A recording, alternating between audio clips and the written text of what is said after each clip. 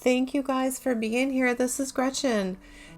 I have two 6-inch gallery wrapped canvases here, and I am going to work on a couple of my floral designs.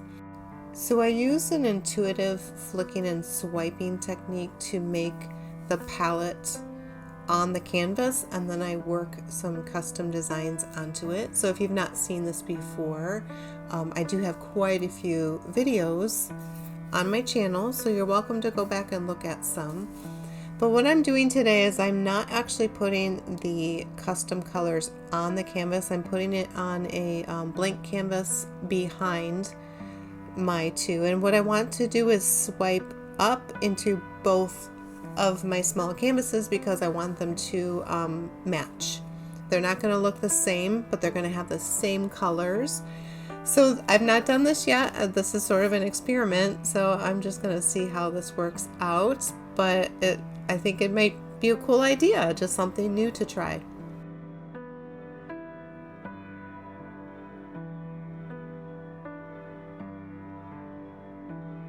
So I have all my colors down. I have all my bubbles out. I just made this gray paint, and I think it's a beautiful background, especially with some white added in later. But I just wanted to kind of give you a quick intro on what I'm doing. But this is just something fun I love to do. I am super excited about these florals that I've been adapting to, and they're fun for me. So I'm just gonna give this one a go.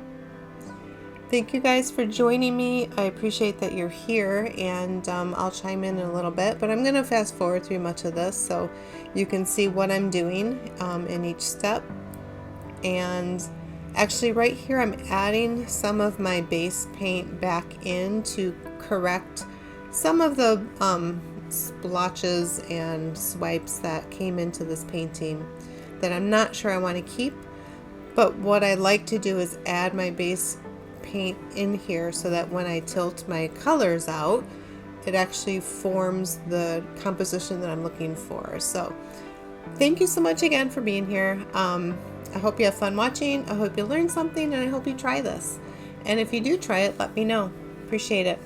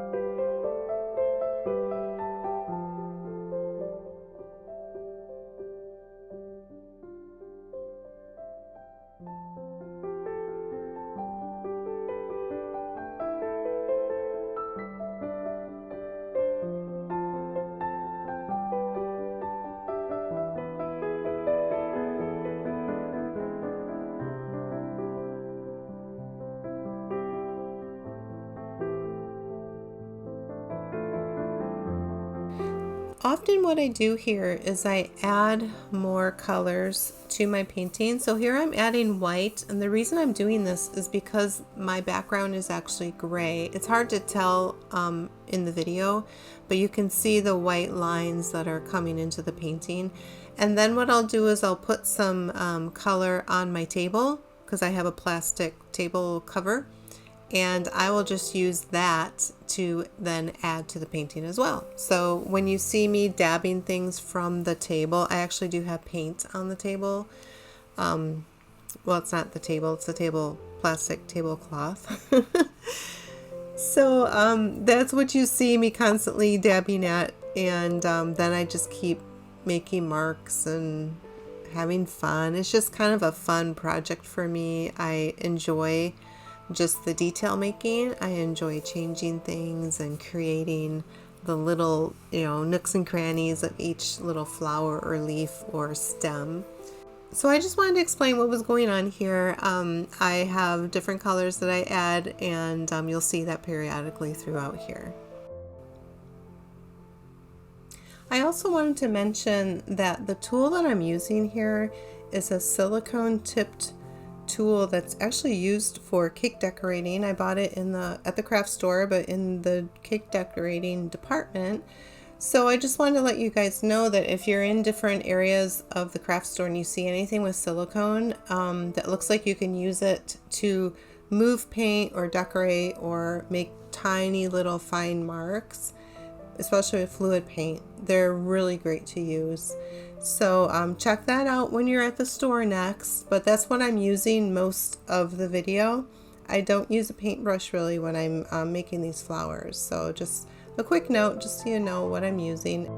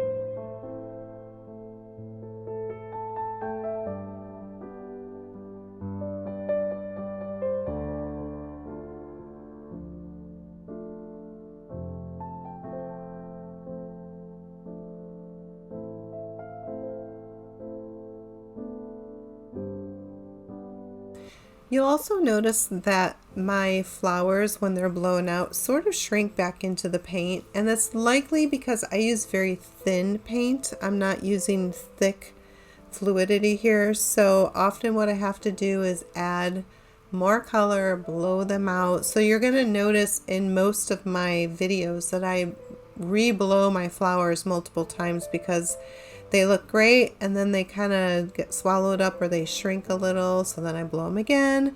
And I know the fix to this is just to use thicker paint, but that's really not my style. I like very thin fluid paint, and that's just how I work. It's what I'm comfortable with.